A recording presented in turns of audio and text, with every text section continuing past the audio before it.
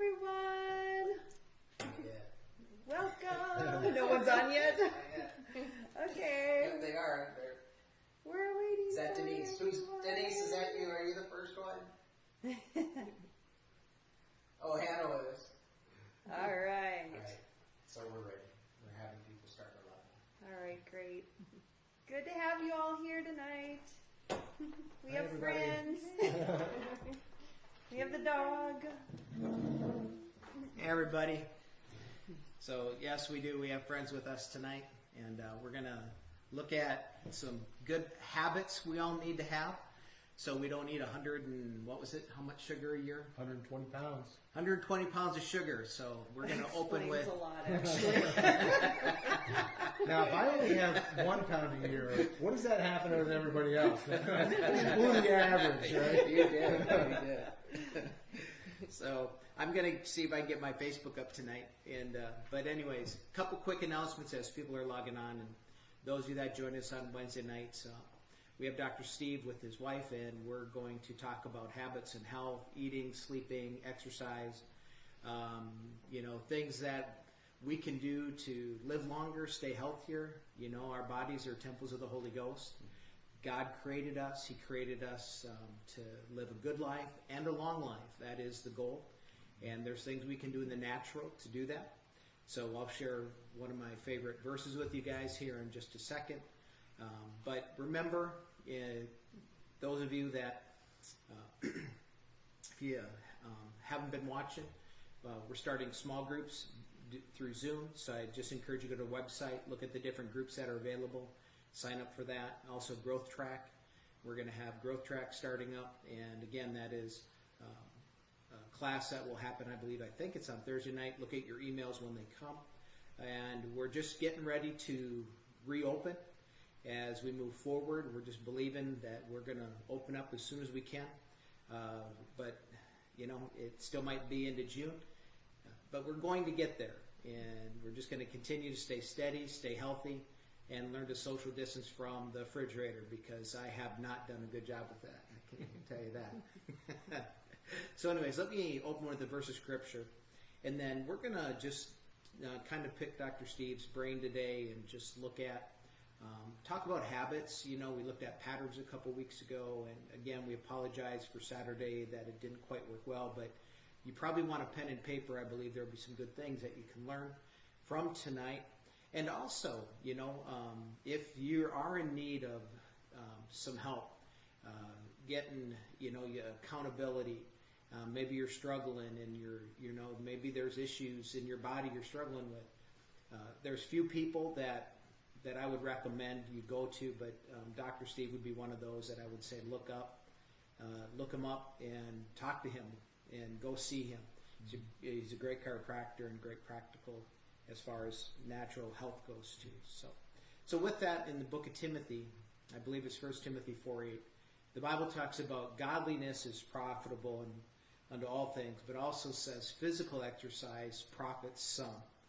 And since the Bible says that physical exercise is profitable, all through the Bible you see, especially the Apostle Paul, he relates physical, running, wrestling, Olympics. He does associate a lot of exercise and natural things to spiritual growth. Mm-hmm. And so God's not against spiritual growth or exercise. Just want to throw that out there just for a second. For sure. So with that, why don't you first just real quick background of you. Yeah, generally, I've always been into health education. My undergraduate was in health education. Then I had always a slant towards, before it was actually even called that, lifestyle medicine, the things that we can do ourselves to prevent disease. I always, the premise of chiropractic is the body heals itself. Well, it doesn't do that without a great design, and we have a great designer who actually did all that for us. So I like to tell people I don't really help anybody get better. I just kind of clear away the clutter so that you can let that natural process take its place. Sometimes we just have to get out of our own way. Sometimes we actually are making ourselves sick by not necessarily knowingly. We just are doing things that we've learned from just habits that we took on, right? You know, and I wrote that article this last week on our belief system. So, you know, the concept you have to maybe eat till you're full, you know, that might not be the best, you know, always have second helpings, you know, or not exercising, or, you know, not praying or meditating. I mean, you know, those kinds of things can all hurt you. And then when you find out you run into a roadblock, like Pastor Maria said, sometimes when we get those little troubles, we have to, this is a great opportunity to take that adjustment to our habits and look at, like, where do we go wrong, and then make that little auto correction, you know, before it gets to be a big problem. But yeah, I was into natural health for that, and then I just happened to fall into Blue Zones, you know, a long time ago, or when it first started. I read the book and I said, that's what I want to teach people about, you know, the Blue Zones living, because they reverse engineered it, you know, so they have people that live routinely to into their hundreds, right? They're 90 to 100, even 100 plus, and they're living really vital lives, still serving their families. You know, you see these stories. You know, there's one picture of a woman from Okinawa, and she's holding her great grandchild in her arms. She's 102, and the child is, you know, 2. And they asked her, like, how does that feel? And she says, it feels like holding heaven in my arms, right? You know, so That's 4 or 5 generations like that, and that's possible, you know, if we've done the right kinds of things along the way. So that brings a lot of joy to me, and so that's kind of what I think what my calling is that. That's awesome. So if I don't know, I didn't see if Raquel and Jordan are watching, but if Maria and I, you know, our goal, if we live to be 100, we're moving in with you. So I just get ready. We're coming for you. Yeah. All right. And multi-generational is part of that, right? That multi-generational, and that's one of the secrets of success, you know, so that, again, that commandment that, you know, that talks about honor your father and mother, you know, or the parents lay up stores for the children, and then the children lay up stores for the parents. That's all through there. I mean, in the Blue Zone living, that's, you know, in Italy, the men live the longest of anywhere in the world, and they're revered in their families, and the children take care of these older men, you know, as they get older. I mean, it's a very position of favor and honor. And in Okinawa, where the women typically are the longest lived, I mean, you know, they group. I mean, all the men are dead, so the women kind of cluster in these little groups. They call them moais, you know, but they have these lifelong friends that they keep forever. And, you know, I mean, they might still get together once a week, you know, for the last 60 or 70 years. You know, they're those kinds of close relationships, which are critical. You know. Yeah. You know? Let's go back to Italy, where the man is. You know that, because that brings me to my favorite scripture. Wives, submit to your husbands. That would get you in trouble. So can we just keep talking about Italy? I see. That was gonna. You think we've been set up, Julie? So big time. I got nothing for you on this one, man. I got nothing for you. Oh, come on. He's scared because he's a newlywed. See, unlike you, I've messed this up a couple times. I'm trying to make this go right. Remember, I'm trying to make this go right. So, all right. Let's. I want you to share what they found out, the importance of living longer from the Blue Zone, and then we'll get into. I'll just ask some questions about, you know, sleeping, exercise, eating, and whatever questions you have, and you know, and then if you are watching and you have questions, go ahead and you can type them in, okay, and we'll answer your questions for Dr. Steve. But I just always loved what you talked about, what they find out about the Blue Zone, those kind of what longevity. Yeah, so when I first started reading about it, the thing that I loved the most about it, because I was just newly saved and coming back, and I just started reading my Bible, and, you know, for the first time actually, and I read it a couple times, and so I wanted to, you know, double check everything they said in the Blue Zones book with the things that were in the Bible. So part of my process as I read that like 2 or 3 times was to go back, and then if they made a claim, I wanted to double check in the Bible, because I figured if God doesn't lie, then, you know, I wanted to see the extrapolation of how they formed that, even if they didn't necessarily quote the Bible in that. And so when they studied the people in the Blue Zones, those people that lived the longest, and that is one of our promises, that we would live long, healthy, prosperous, honorable lives if we followed God's word. So I said, okay, well, here's people that have done it. So how do they do it? So when they studied them, they found they had these 9 characteristics, whether they're in Italy, whether they're in Greece, whether they're in Okinawa, wherever they were, they found that these 9 common things that all these people live by. And the number one of those Power 9 that they had that produced longevity, 8 to 14 years, was faith. Now, obviously, if you're in Okinawa, you may or may not be, especially right, that been a Christian. But again, so how did I reconcile that in my mind about faith? And that's like, well, when Jesus did most of his miracles with the Roman centurion and some of those people, he said, "Your faith," Yep. right? So that is where I looked at it that way, that strong belief system. So that 8 to 14 years comes from faith. So that's the number one thing, having faith. And you've talked about that with thoughts lead to feelings, feelings lead to actions, actions lead to results. And that's to me like the process of transformation. And that's kind of what we get with when we become new Christians. Yeah. We renew our mind, and then we develop those habits over time. Like you say, give us a year, because you're not going to change overnight. No. Just because you say the prayer, you're forgiven, but you've got to make some changes. So that's number one is faith. Number two is purpose. So why do you get up in the morning is what they say, but why would you want to be healthy? Well, to work, serve with love, right? So if you can't work and serve, then you're being served, which is okay, I guess, but I mean, that's not what we're necessarily called to do. We're called to serve. So, for me, the reason why I might walk, or the reason why I might fast, or the reason I might do those things is so that I can be my best self, so that I can work and serve in love. So I love that. And I love all the stuff that you've done with the classes about helping people find their gifts.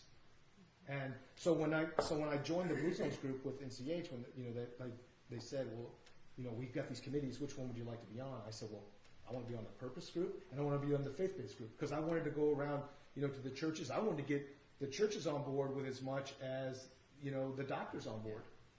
Unfortunately, some of the doctors didn't get on board, and unfortunately, some of the churches haven't been on board. But so we kind of ran into some walls with that. But I didn't quite understand it, but I get it. But then the common denominator that's been really great has been purpose, and probably my greatest joy is working with these kids.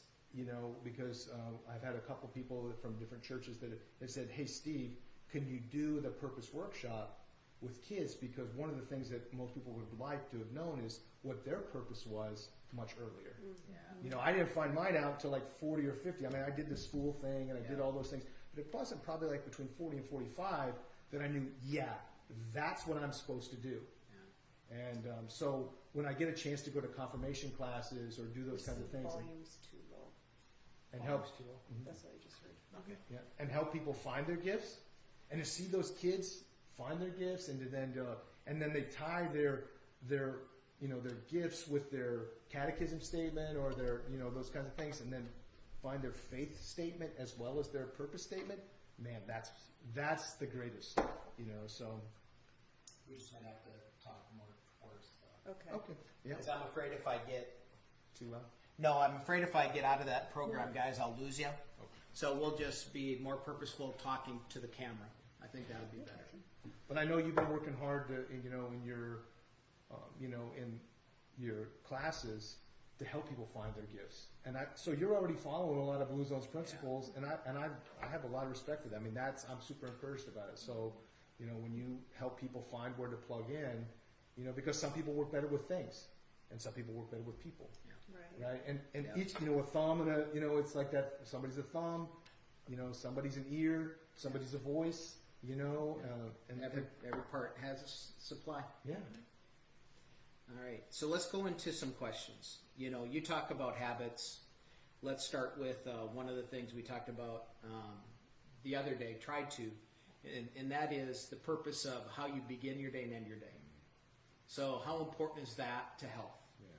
Well, that is critical, right? It sets the day, right? So I used, a lot of people would say how you start your morning is the most important. I actually, I'm not disagreeing with it, but I know how I start my night actually starts my day, right? So I think my best day starts the night before, because if I don't get that good night's sleep, then I'm not going to be my best, right? So sleep is critical.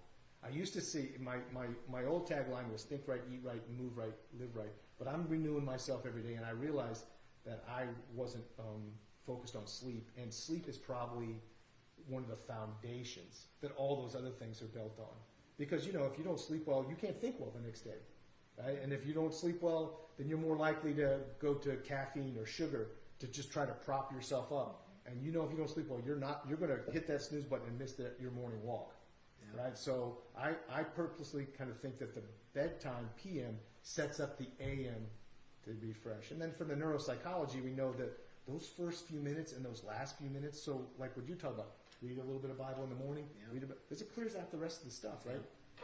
I mean, I can remember when we had the Rhema conference came in, and we were gonna. It was my first. I'd never even heard of, having church every night of the week. When we had that when they came in and they did the whole week long revival, I guess. Yeah. And I was like, oh my gosh, church every night. I'm going to be so tired. I don't even know what I'm going to do. But that was the exact opposite. It was so crazy how we would come and we'd do praise and worship at night and I go back and I could almost have those hymns in my head when I slept. So when I woke up the next day, I was actually super energized by that, and rather than being fatigued from that experience of thinking, well, it's just one more thing I got to put on the end of the day, and it actually was the reverse of that kind of thing. So, I just think that there's the power that spirit infuses in you that can really make your day. But those morning and evening times are just critical to get into that subconscious and make those changes and do those cleanup things. So let me interpret what he's saying to a lot of you watching out there, especially you younger ones. Do not stay up watching TikTok till 1 a.m. There you go. Get to bed early. For sure. For sure, right? Not that any of us adults would ever do that, but hey, get to bed. Morning bookends and bookends are so important. Let's talk about, because the Bible, you see these habits. You see Jesus getting up early. You see David getting up early, but morning, noon, and night. You see Daniel 3 times a day. He would have these patterns and routines. You see it all through the Bible, how important these, bookends or these moments, routines throughout the day are so important. So knowing that how you start and how you end are vital. So in between, how do you, let's talk about food, because we all love food. You came in, my wife made fresh homemade banana bread. Can't wait to eat it. I might even get Dr. Steve and his wife to take some home and eat it on the way home tonight. Maybe. We won't tell anybody. We won't tell. No one will. No one. There's no one watching that will know you're gonna do that. Well, it's gluten-free, sugar-free, banana-free, everything. Banana No, free. it's all free. It's all free. So eating, how do you what's your recommendation on, we've talked about this. We talked about it, eating. Explain how you coach people. Well, generally, I have a couple rules that I try to encourage people to do, and first of all is to eat real food, right? And of course, mostly plants, and then not too much, right? So there's some general things, because what I find is, like, if I give you a diet, if I write down something for you to eat, if you don't like the food that I like, well, then you're not going to do it, right? So it has to be kind of foods that you like, and work through that. And then I have a couple other rules. It's like, try to eat between an 8 and a 12-hour window. So that 12-hour window is if you've never done it before, that can be a struggle. And then try to tighten it up a little bit. The body likes a little bit of stress, but not too much, right? So for some people, eating in a 12-hour window is a little bit of stress, and then once you manage that stress, then it will respond. And just like a workout, right? You don't try to go in and do a 500-pound deadlift or squat the first day, right? Or like you were talking about the walking. Don't necessarily go and try to run 10 miles. Just walk to the end of the street. And so build up that resilience. Because, actually, going without food for periods of time is stressful for some people. That's why they eat all the time, to kind of comfort themselves, right?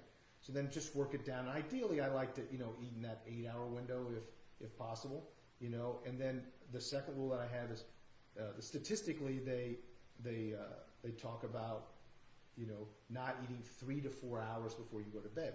Well, a lot of people break that rule, right? They don't eat all day, and then they eat, so they do follow rule number 1, but they mess it up on rule number 2. I have a patient that was an Israeli and a Jewish woman, right? So she was born in Israel, grew up in Israel, and I was, talking with her about that. She says, that's exactly in how we're taught out of the Kabbalah, right? When they read some of their books, that's actually written into some of their into some of their knowledge. So it is interesting that science kind of proves some of these old, ancient spiritual, texts. So that's rule number 2 that I like, and then probably those other ones that I said would be number 3 and 4. Eat mostly food, just not too much. Don't overeat. And I think on Saturday, when we talked about this, you said when you eat in that 8-hour window, 4 hours before, you said it's not so much how many calories you eat, as long as it's sticking with good food, like you're saying. Yeah, I really don't. I'm not ever really a calorie counter. That actually is if depending on who you follow or whatever, but that works great in the lab, calories. But there definitely is a difference between 100 calories or 1,000 calories of Sure. vegetables and 1,000 calories worth of Right. candy bars. So we're not really a kilometer. We actually have a metabolism, and it's influenced by hormones. And so those hormones respond to different kind of food sources. Food is actually a message that you take into yourself, right? So when it's all broken down, it either takes you towards the message towards health, or it takes you a message away from health, depending on the food choices that you make. So, I really don't generally follow a calorie count because, you see people that are super fit that have great metabolisms. Yeah. They eat 4,000 or 5,000 calories a day, right? Yeah, our son, Yeah, Spencer. yeah, Spencer. Yeah, oh my he gosh. was that right? He can Right. sit at a desk all day and eat 10,000 calories. And Not yet. And then somebody else, they just don't have the metabolism for that. Yeah. So that's where you have to kind of tweak the macros Yeah. a little bit, like how much carbohydrates you take in, how much fats. I'm not against really any diet per se. They all have, some common themes, Sure.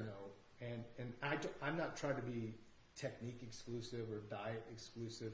I try to be individual, what works for you, and there's ways to track that, right? You can track it with your BMI, you can track it with your percentage of body fat. So I like to try to apply the science to those habits so you can, not as a condemnation, but as as like, okay, I'm on track, right? Just like you would do with your QuickBooks for your budget. Being right? aware. Yeah, being aware, right? so here's a question.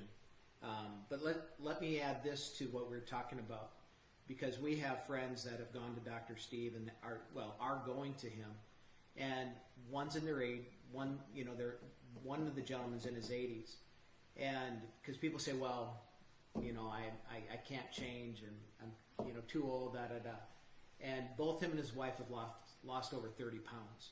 So and we've watched them. We've watched them and the stuff that you've done for them, and it's been amazing to see how much more energy and everything. So it works no matter where you're at. Consistency. Consistency. Here's a question a guy asked. He said he constantly wakes up at 3:30 and can't go back to bed. And then Actually, there's several questions along those lines. One person was saying they really can't fall asleep until 3. Another person said they're always waking up about 3. So people just, in general, maybe not being able to fall asleep, or maybe some things that help people stay asleep. Yeah, that's really interesting. We talked about that a little bit on Saturday about that circadian Which we didn't rhythm. hear Right, because of sorry. the. Well, we talked about that circadian rhythm. So the reason why, if you, so yes, anybody can make those changes, but the more habituated your body has become, we can get accustomed to the wrong thing real easy, right? So that happens really well, right? If you never learned that and you've always done it this way, sometimes you don't know until the wheels start to fall off, and then you're like, what the heck? And then the habit changes are like so extreme, that kind of thing. But there is a clock that we work around that's called circadian rhythms, So there's a reason why I say no food 3 to 4 hours of bed, because whether eating too late can actually interrupt your sleep pattern. If you don't have good control of your blood sugar, that can wake you up at night. If you have issues on the inside, because there's a, just like at church, there's a time when the cleaning crew comes in and it's not in the middle of service, right? You know what I mean? So the cleaning crew actually works at night, right? So if you've interrupted the cleaning crew, then that can sometimes get your system off, and we talked about a little bit, like there's a timing when you should eat, there's a timing when you should rest, and your time for renewal is at night. That's when you're actually cleaning out, and they've done a lot of research with Alzheimer's patients. So, you clean the tangles out of your brain and you detoxify at night. But if your body is actually working, digesting, when it's supposed to be cleaning up the tangles, those things still accumulate up. So getting in line with that clock, that's what I like to have people eat between that 10 and 6 or 11 and 7, depending on your bedtime, so that you can fit inside the clock. Because you trying to make the clock fit around your DNA doesn't really work, right? We were designed with this, the sun comes up, we get up, right? Generally, people that live outside the clock have shift work or the late, they're always 10 to 15 pounds heavier. They always have more stress parameters, problems, and those kinds of things because they're living in and outside the normal clock that we were set to be up. So are there any natural, like for instance, someone trying to get their body in a good routine? Do things like melatonin, some of these supposedly natural things, do they help people? For sure they do. Yeah, sure. Each one of those things has a benefit. L-theanine has a benefit. That comes from green tea, or melatonin. That comes, so like how I kind of work is there's, the allopathic kind of way, right? So whether that could be some kind of drug that helps you sleep, right? Then there's green pharmacy, which would be some of these natural supplements. And then there's lifestyle medicine, right? So there's these three camps. You kind of know how people are. Like I've gone to, doctors that just only do drugs, right? And so that doesn't always fit for everybody. So then some people want those natural things like the melatonin or the L-theanine or those kind of things. And I'm okay with that too. But I always, since I wanted towards that lifestyle medicine, I try to look for things that don't cost any money, that people can do with their habits to get there, right? So all those things work. You got to know if that's the right thing for you. So sometimes you can just try it and see how that works, or you can do some testing that would test for those levels. But the way that you reset that the melatonin, so if that works for you, how could you fix it naturally? Well, you don't look at a screen before you go to bed because that blue light inhibits your melatonin levels in your own brain. So that's why, like I said, in a perfect world, everybody would be a weirdo like me. They'd have those orange glasses that they put on at night, and they're watching the TV with their orange glasses, or they're doing their computer, and so in a perfect world, we'd all be weirdos like me, Just wait a minute, do you do that really? Yeah, I bought Jules a pair too. I put a pair of orange glasses on. So we're sitting there, watching, TV with these orange. They look like they're going to the rifle range. They're really like that. That's awesome. Please take a picture and show me this. They're right on my bed, right? So I put them on, but that inhibits the blue light that comes from these screens, whether that's a TV or your iPad or those things, because those, especially if you look at a screen all day long, that just really shuts you down. But especially if you come home in the evening time and do it, that really can interrupt your sleep pattern. So I saw some of my staff members watching, and we're always looking for gifts to give first-time visitors. Blue light glasses. Now it gets even crazier. They're actually if you want to improve your sleep, to breathe through your nose rather than your mouth, because a lot of people are mouth breathers. So I actually found this mouth tape. And before we got married, I said, "Now, Jules, don't take this the wrong way, but can we try this mouth tape thing?" And I'm not saying I know what you're talking about. Let's just tape your mouth shut. So we actually we taped our mouth shut for a while because it actually improves your ability to breathe through your nose. So I'm a little quirky, right? So I'm not, like I said, I'm not everybody's cup of tea. I like to try stuff and see if it works, right? So we got a box of mouth tape, and I can just imagine tonight what's going to happen in the Fossleen home. Yeah. Here, honey, I love you. It's quiet around the for house. your sleep.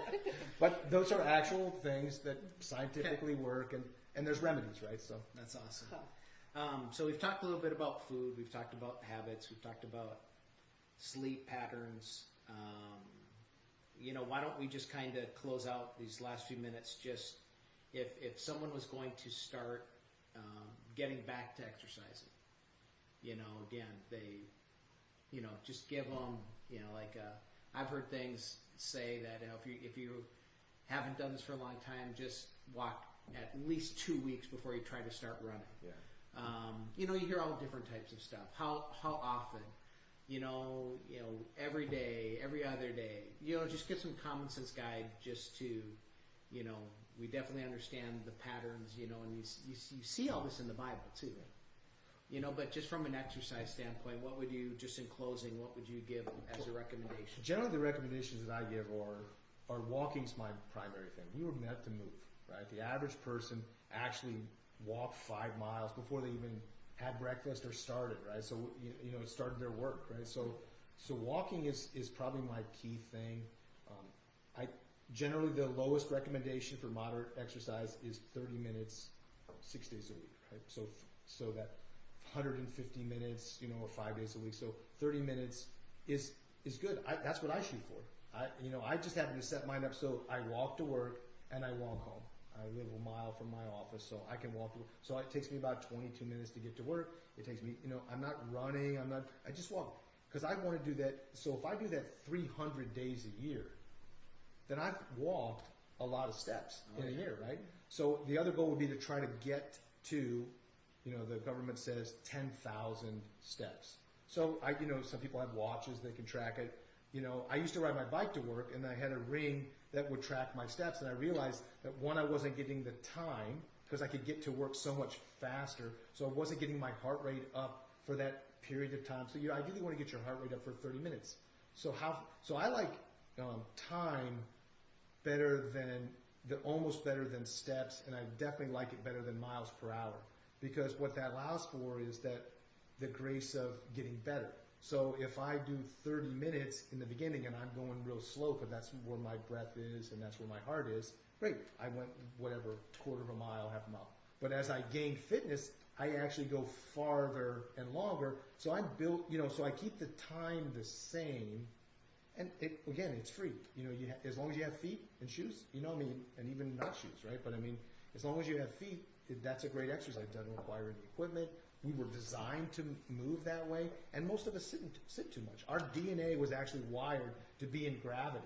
So, you know, we were designed to be under the load of gravity. So us walking is my primary thing. I just try to get people to do that. And if, you know, earlier this year, to help people get their best year ever, I created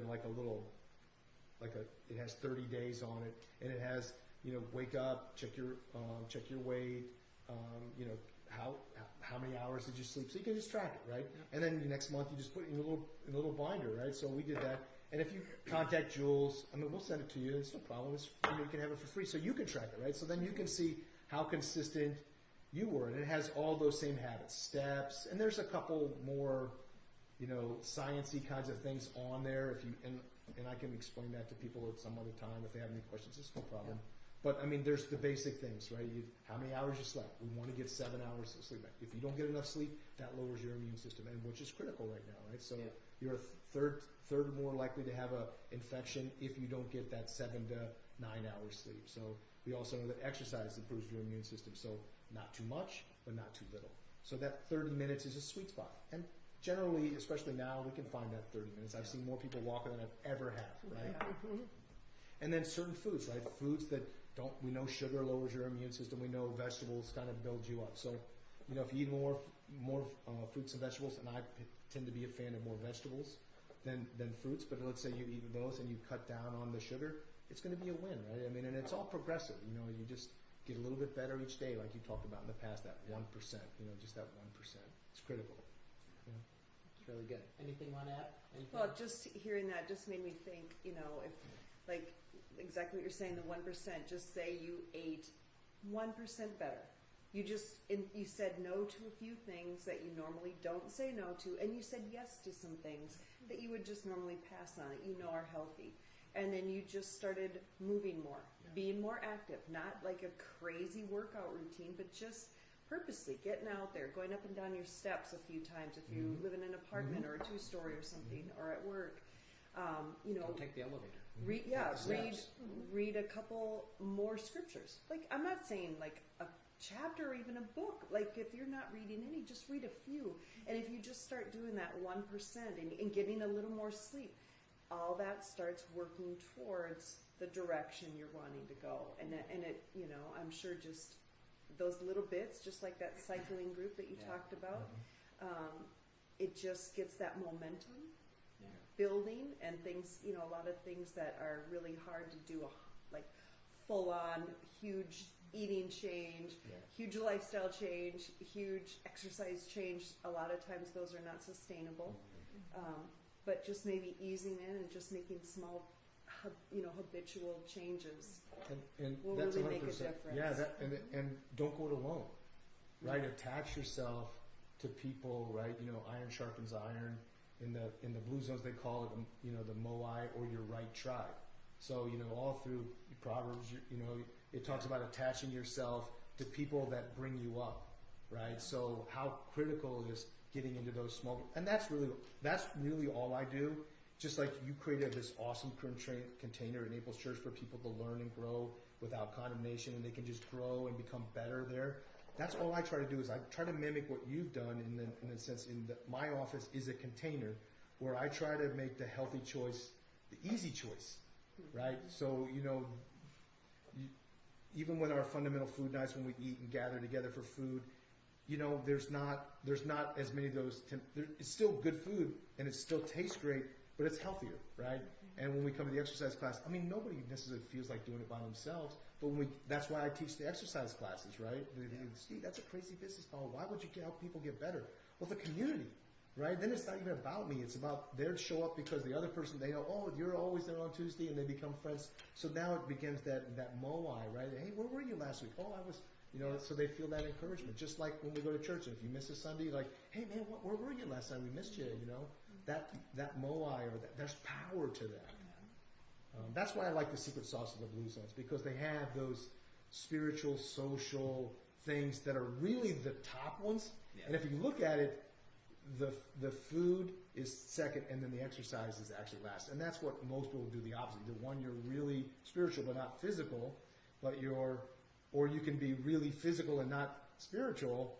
But just like the scripture that you started with, the spiritual, emotional, purposeful, those things create the most power and ability to change. And the other stuff just kind of comes, right?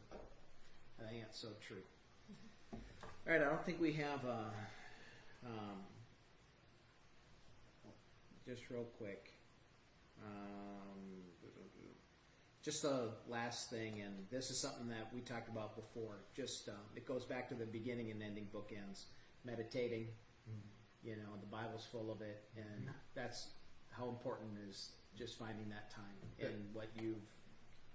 Well, again, stress management, right? So getting your mindset right for the day. You've been talking about mindset. That prepares you. I can tell the difference the days I get to work ahead of time, and I never knew that there was a Bible online, and then you can pick up these plans. So I like to go through them, and depending on what I'm going through, I like to pick the topic. Like lately, I've been picking up perseverance and endurance, right? Because that's what we need in these kinds of times, right? So, and then it just pulls up natural scriptures, and there's commentary. So that's how I've done it, because I've read the Proverbs several times, and I love it. And as soon as you remind me, I go back to that, right? But then I try to pick up these other ones. But now I've got probably maybe 10 or 15 scriptures that I can, I really just hang on, like Pastor Maria, taught us about that Psalm 91. That one, when I was going through my dark times, that one's one that I hung on, that I really hung on. But, this is another one, that the physical training helps some. That's a great one. I like this Romans 5:3, where it just what does all this suffering do? It builds endurance, and that endurance builds spiritual maturity. So I want to be spiritually mature. I want to grow up, and I want to be wise. So Proverbs is going to make me wise, and then enduring and persevering and hanging on the scriptures is going to make me have that spiritual maturity, which that's what I want. So that's why I do that. So that meditate, chew on those scriptures over and over. And that's, to me, what meditation means, is chewing on them, thinking about them as they relate to purpose and faith and all those kind of things. So that's what I like to turn them over in my mind, as far as that goes. But it's a great way to manage your stress, because how much of disease is stress? And we're super stressed right now, right? We are so stressed right now. So to me, that morning and evening Bible study is probably critical for all of us out there to keep that. God's in charge. Yeah. He's got a plan. I don't know. I'm not on the planning committee. I'm just on hopefully I'm on the reception committee, but I'm not on the planning committee. I don't know why it happened this way, but it is. And, I sent you that quote from Marcus Aurelius, but it's like, control what you can control. There's some external forces that I can't control. You know, I have to believe that there's people above me that God's put in place that they're going to make the right decisions. But what I can control is my attitude, and I can control my habits. And even if I get off track a little bit, I can correct and continue and bring it back. You know, tomorrow's a new day.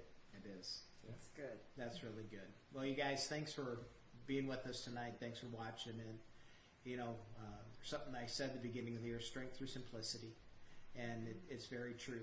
You know, the little things, the simple things make such a huge difference in all of our lives. And so hopefully you can take the nuggets of how to eat, exercise, and just start doing them. And just like we say, give us a year. You know, you got to keep doing this for a while. And you'll see the spiritual, the natural put together. You'll see God do great things spiritually and naturally in your life. So we just want to say thank you so much for being with us. And God bless you guys. We will see you tomorrow night. I'm going to end on the Lord's Prayer. So don't miss out. Don't miss that. We love you guys. Anything else? Nope. All right. Bye-bye. Bye.